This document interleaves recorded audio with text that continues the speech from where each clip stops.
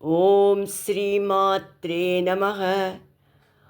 ఓం శ్రీ లలితా మహాత్రిపురసుందర్యై నమః. సంపత్కరీ సమారూఢ సింధురవ్రజ సేవిత అశ్వారూఢాధిష్ఠితాశ్వ కోటి కోటిభిరావృత చక్రరాజరథారూఢ సర్వాయుధ పరిష్కృత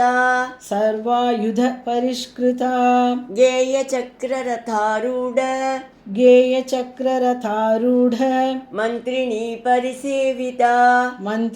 పరిసేవిత కిరిచక్రరథారూఢ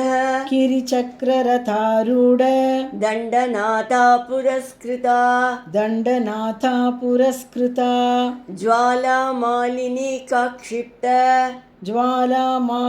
కాక్షిప్త వన్నిప్రాకారమధ్యగా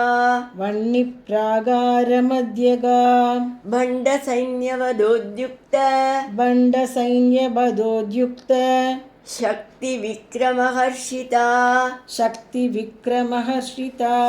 నిత్యా పరాక్రమాటోప నిరీక్షణ సముత్సుక బండపుత్రవధోద్యుక్త బాలా విక్రమనందిత మంత్రిణ్యంబా విరచిత విషంగవదతోషిత విశుక్రప్రాణహరణ వారాహి వీర్యనందిత